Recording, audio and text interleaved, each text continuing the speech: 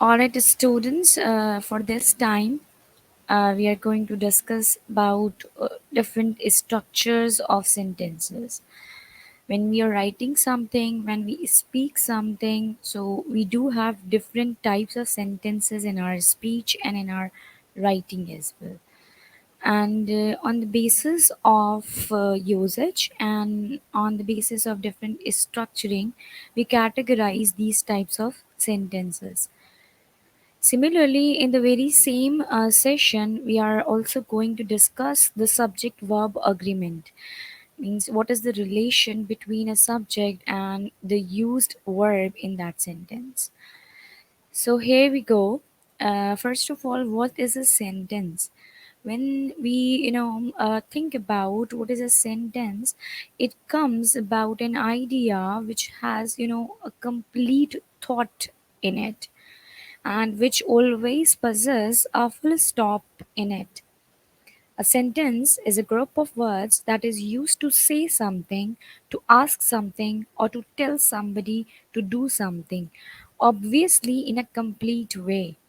We cannot say the old man would be a sentence because it is not conveying something or it is not conveying a proper thought to someone.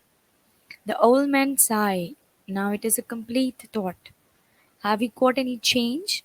However, it is a question, but it also be called as a sentence because it is used to ask something to someone. A sentence should give enough information to the person hearing it or reading it. Reading to or to sorry to for them or to form a complete idea in their mind of the message that is being communicated to them. Another thing about a sentence is that a sentence should begin with a capital letter and end with either a full stop, a question mark, or an exclamation mark.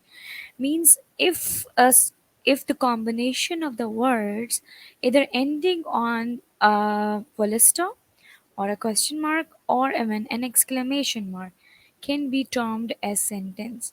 However, there are a few words which are which are themselves end up in an exclamation mark, but they won't be called as the sentence. Likewise, wow, hurrah. They are the words which maybe end by an exclamation mark, but wouldn't be termed as a sentence. Okay, moving ahead, a sentence is a group of words that is used to make a statement, to ask a question, or to give an order or make a request. Let's suppose when we talk about the group of words, we have previously discussed that the group of words may be termed as a phrase or may be termed as a dependent clause. But when we talk about the independent clause and the group of the words, they then only the combination of the words would be called as a sentence. There are different types of sentences on the basis of the usage. The brackets are wrongly placed. Sorry, pardon for this. Types of the sentences on the basis of usage. When we talk about usage, likewise, in what manner we are using a particular sentence, what is the intention of the speaker and what is the intention of the writer. Means, is he going to tell some information? Is he asking something to someone? Is he uh is the or does he want to show his strong emotion towards something? So on the basis of these types of usages, we differentiate among different sentences, and on that basis we form different types of sentences. Other than this, there are also different types of sentences on the basis of its structure, which we'll be going to discuss in the next session. Now, the first one is the declarative sentences. Here, I have just skipped one sentence which was written in the previous slide, that the sentences, the type of sentences on the basis of usages are of four.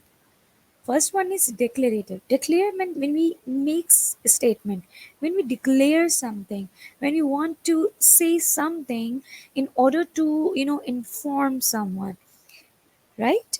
Uh, Examples are given here.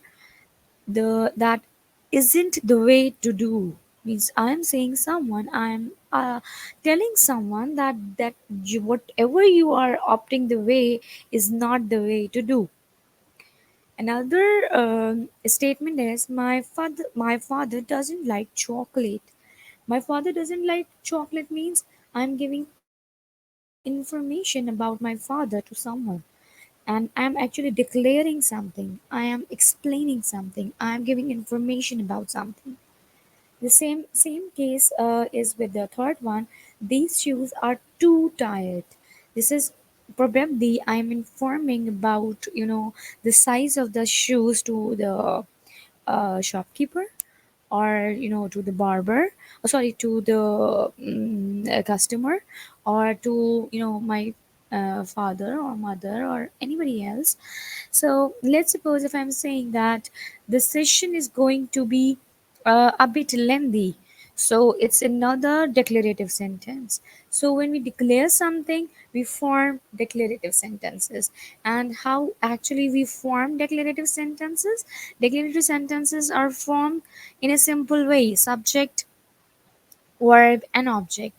But not necessarily all the affirmative sentences are called declarative sentences.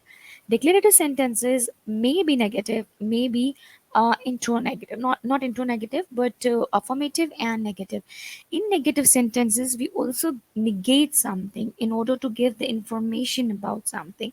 The first example is a negative sentence: that isn't, is not the way to do. So when we negate something, it's itself an explanation about something or an information about something. So it would also be called as a declarative sentence.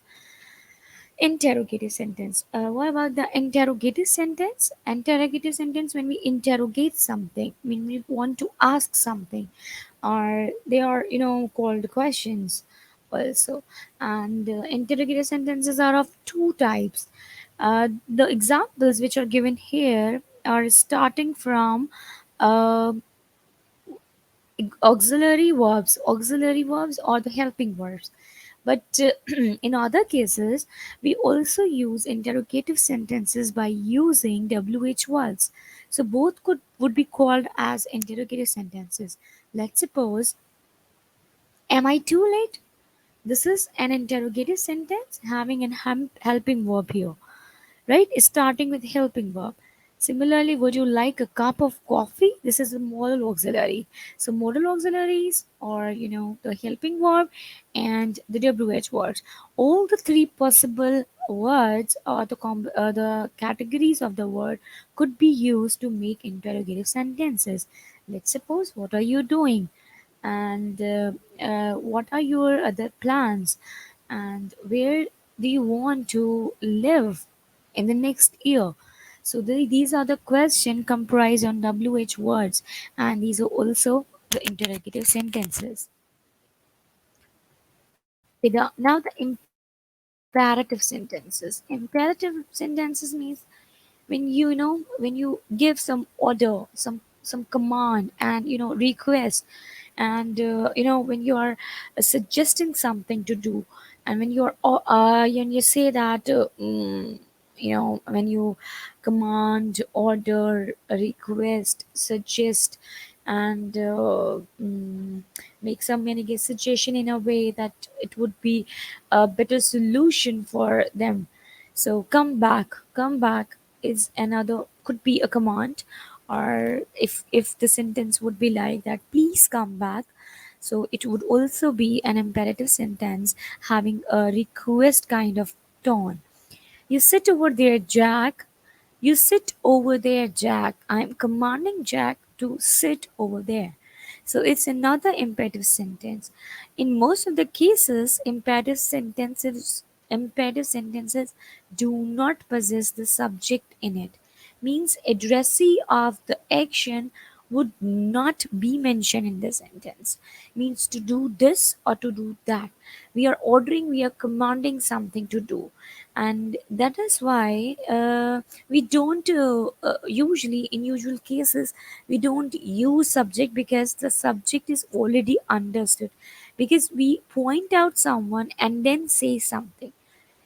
Besides this, it is actually the imperative sentences are used to give the command or order to the definite people or to the definite addressee of our sayings. Let's suppose the rules on the walls of the hospitals written in imperative sentences.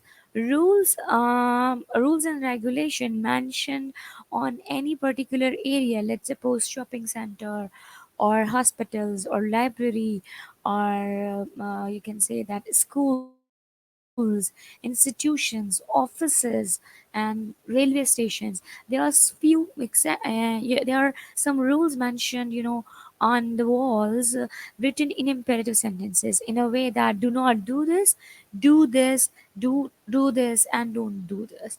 So these are the different rules which are mentioned in different places are written in imperative because they don't mention whom they are addressing. Obviously, all the passerbys, all the people who are visiting that place, the orders are for them. So there is no need to mention the subject in imperative sentences. Okay, moving ahead, exclamatory sentences is another type of the sentences which are used in different way of you, in different way, in speaking or in writing, that express opinions or feelings with force or strong emotions, like exclamation. Let's suppose if we have the strong feeling about something, and we are saying it in in a passionate way, in an aggressive way, means our emotions are subdued. So sorry, our emotions are, our words are, just the way to communicate our emotions. Then only we use exclamatory sentences. Let's suppose how I sorry how this is the wrong sentence here. um, how I hate maths. This could be the right sentence. Or how I hate maths. Oh, probably E is missing here. How I hate maths or how I hate maths. Both are correct. So I'm just telling my feelings or hatred about my about mathematics. Another sentence is what pretty shoes. So this is also an exclamatory sentence. You three boys. This is also the exclamatory sentence, showing my emotions about some boys. Okay. Another way means some grammarians recognize a fifth sentence type.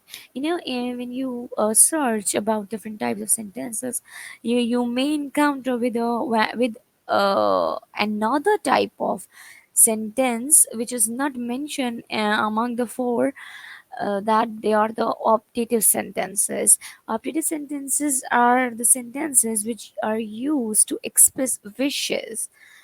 God save the queen. Peace be upon him. May you live long. These are the, the sentences which express, prayers, wishes, and when you wish something. So these are also called one of the type of optative by some grammarian. However, most grammarians says that there are only four types of uh, them sentences. Okay, now here we go.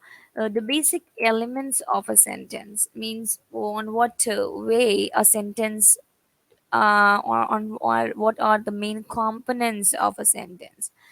There must be a subject and there must be at least a verb in a sentence. We know it well because we have studied it in clauses, or independent clauses. Now, subject, the word or the group of words that names the person or thing being talked about in the sentence. Obviously, the receiver, or sorry, not receiver, the doer of the action. Subject means the person who does the action in the sentence is termed as the subject.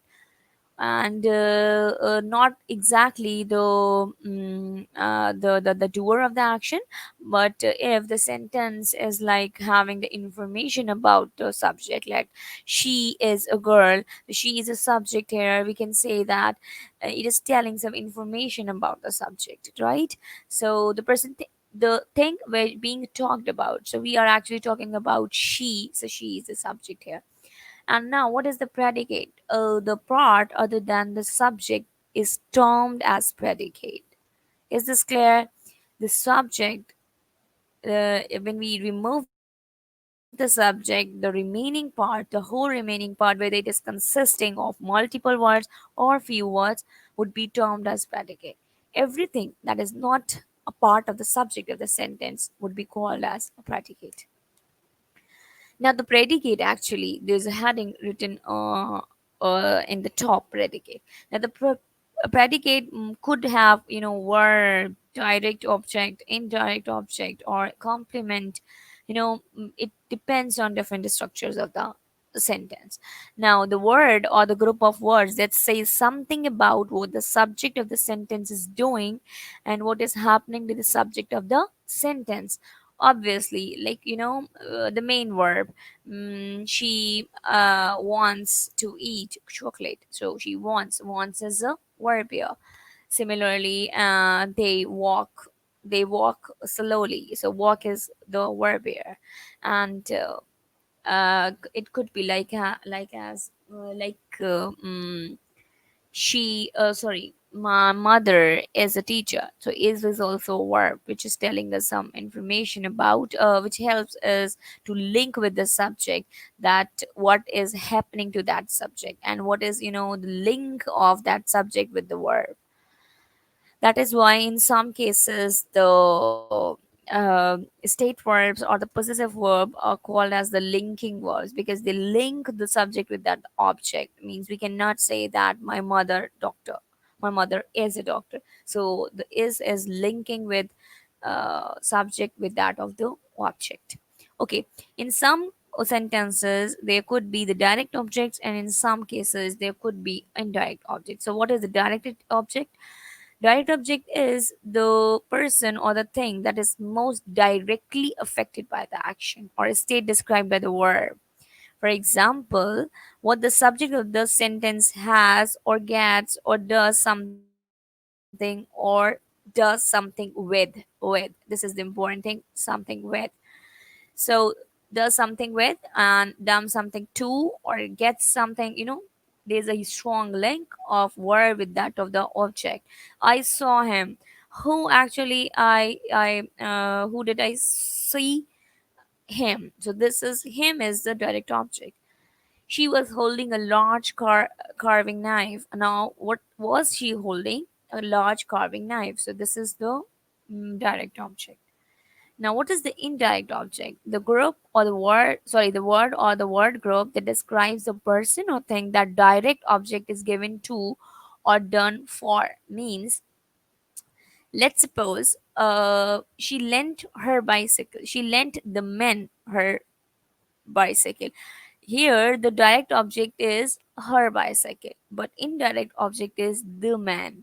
Means not exactly the man is written here in before the her bicycle, but it is not the direct object. Let's suppose if we removed her bicycle here and we say that she lent the man. However, this is not the actual meaning of the sentence. Our meaning are we actually intended to say that she lent her bicycle, and to whom? The man. This is the indirect object which does not receive the action directly.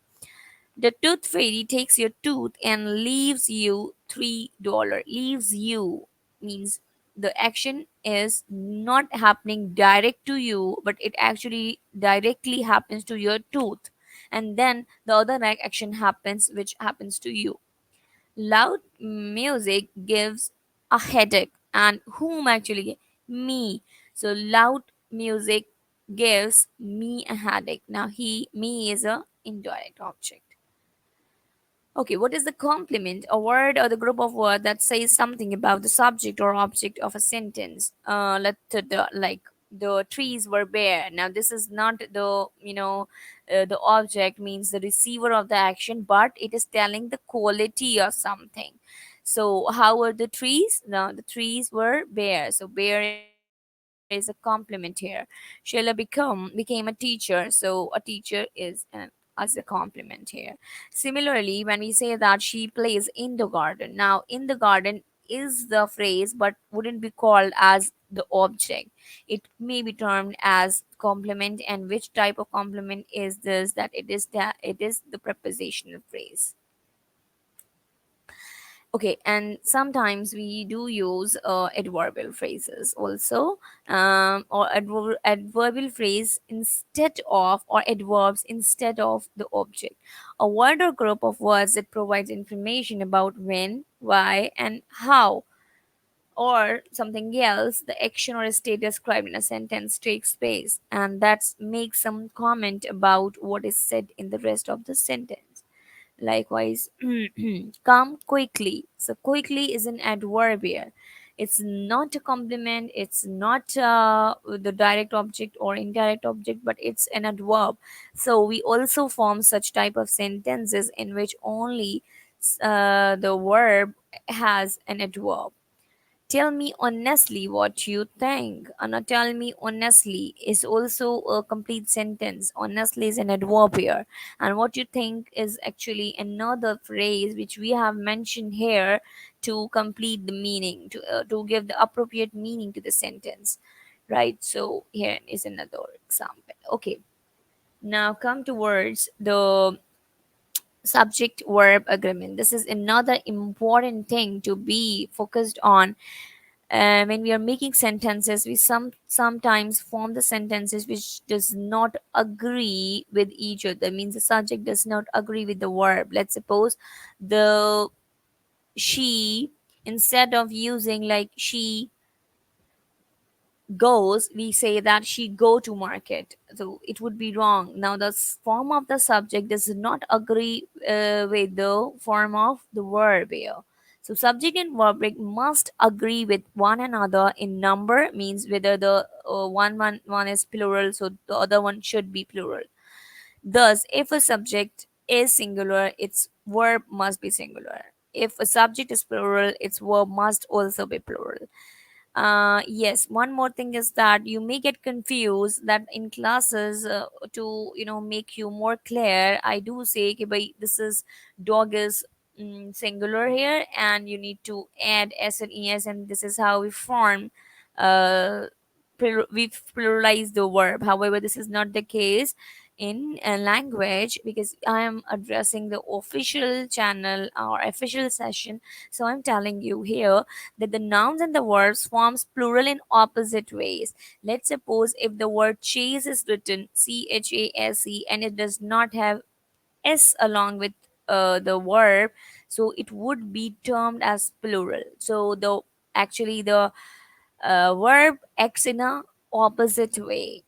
Opposite way, अगर अगर S और E S verb में है तो वो singular होगा, और S और ई एस नहीं है तो it would be called as singular, sorry plural. अगर एस और ई एस है तो फिर प्लूरल, सॉरी सिंगुलर, और अगर एस और ई एस नहीं है तो फिर वो प्लूरल कहलाएगा इन opposite way, just like we do with the noun. The dog chases the cat. The dog is singular, so we need to singularize the verb chases the cat. The dogs, if the plural is the subject, so we need to pluralize the subject, means by removing s in it. A phrase or clause between subject and the verb does not change the number of the subject. Likewise, let's suppose if we have included a phrase or the clause in between the subject and the verb, it does not mean that the subject that the verb could be changed according to that phrase. No, but the main focus should be on the main subject. The main subject forms the main verbs. A can of lima beans sits on the shelf. Let's suppose a can could be, a can could be a lima beans, and now beans is plural here, so we should not write in a way that a can of lima beans sit on the floor. It would be wrong, because this sits linked with the can. So a can sits on the shelf. We are just elaborating that what the can is. Oh, sorry. Yes, what are there in the can? The verb sits agrees with the word with the subject can, not with beings. Okay, the women, this is the plural, obviously women, e is here, who went to the meeting were bored. Who went to the meeting, however the meeting is singular, but we need to pluralize the, or singularize the word, sorry, pluralize the word, because the subject is plural. The women is plural, so we need to plural, make the plural form of the verb. Indefinite plural pronouns, there's a confusion about, when we use these types of words, like when we use singular kind of indefinite pronouns. What are the indefinite pronouns in which we not specifying a particular person, or a particular noun? Indefinite pronouns means irrespective of particular person, we are not naming particular thing.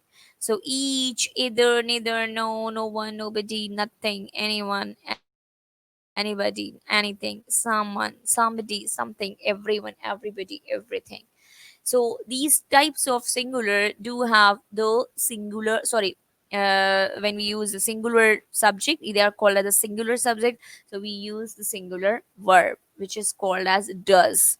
Each does a great deal of work. Similarly, one who does this would be called a shining star. So these are the singular indefinite pronouns. Now the plural: several, both, few, many.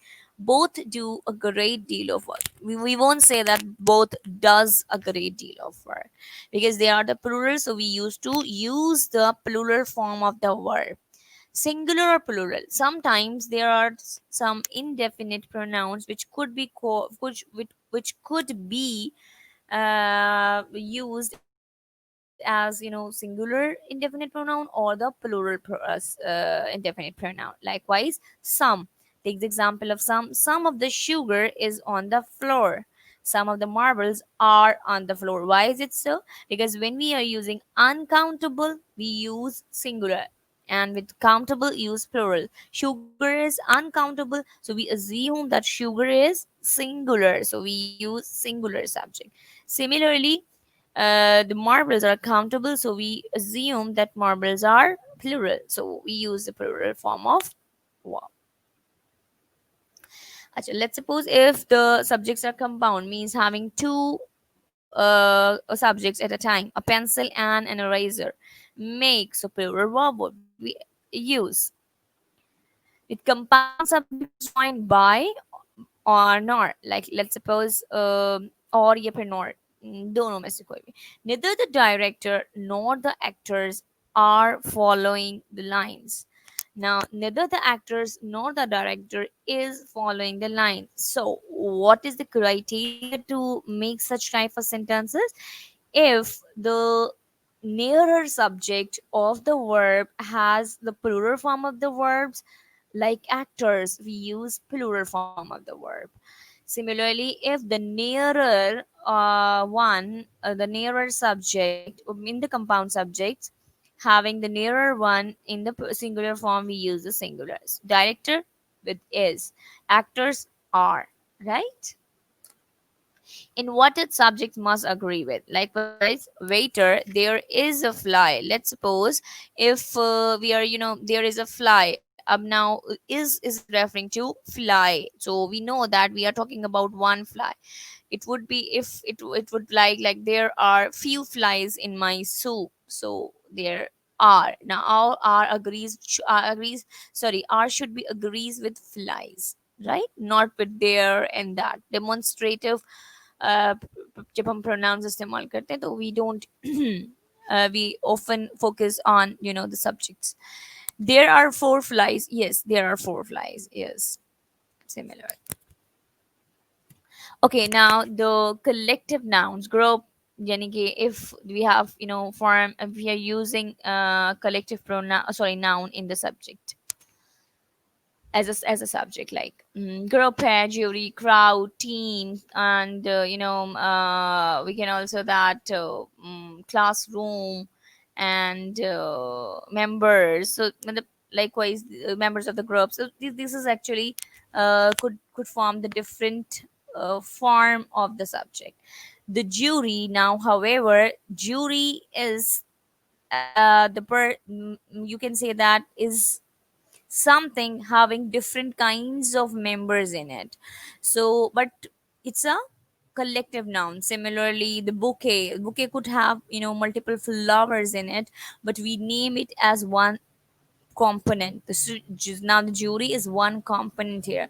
So if we are using collective noun in the sentences, we assume it a singular subject. So the jury has awarded custody to the grandmother.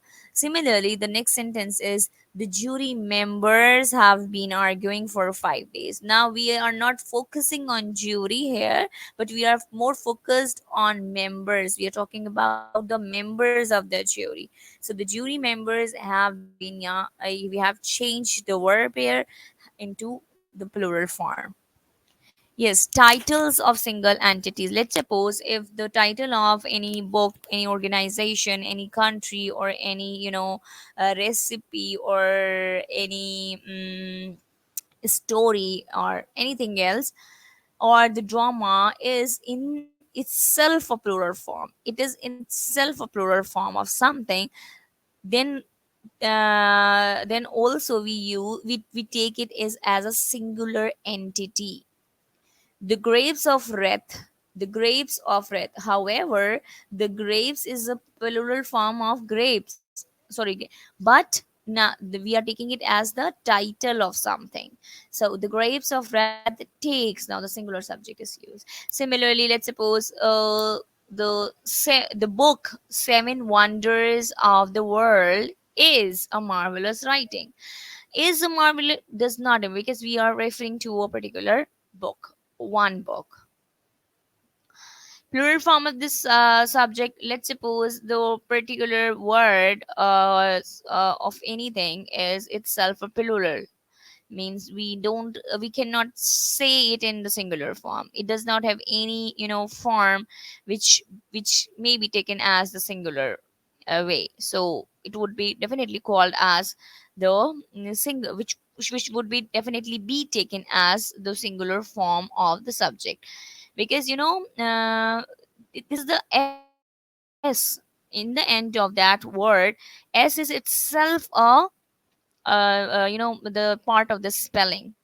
Mumps is a contagious disease. So mumps is a name of the disease which itself has a s in it. So would be termed as which would be considered as a singular subject. So politics is an interesting subject. Politics is a title of a subject having s in it as its form. Now, the politics of the situation were complicated. Now we are talking about something, here the politics of the situation. We are talking about different strategy which the people are taking to use the politics in different ways. So here the politics is used in plural form with the one or one of those. Hannah is one of those who like to read comic books. Hannah is one of those. Now consider the one of those. Now the one of those means there are still some other people who like to read comics books. So this is how Hannah is one of them who like to read, who likes when we are when we talk about only Hannah, then only it would be termed as the sub singular subject. Now Hannah is one of those, means one of among sorry, among those people. She is one of them who like to read. So like should be written in plural. The verb should be written in plural. Let's suppose Hannah is the only one of those people who likes to read comic book. Now we have specified Hannah in a singular way, means we have specified Hannah in a different way that no other person likes to read comic books. So here we need to use singular verb. Yes, the last one, probably it's the last one, that a or the number. If we are using a number of, like, a number of people grow tomato each summer. A number of people means there are several people who grow tomatoes each summer. A number of people is referring, or you, the quantity of the people, that there are, so many people who grow tomatoes each summer. Now, when we are talking about the number of volunteers grows each year. Now, the numbers of volunteers, यहाँ पे what is actually the focus of the speaker is that the digit means, the calculation, the statistical value of the volunteers grow each other. So the number of volunteers grows each other. This is how we can use, different forms of sentences by using different forms of subject.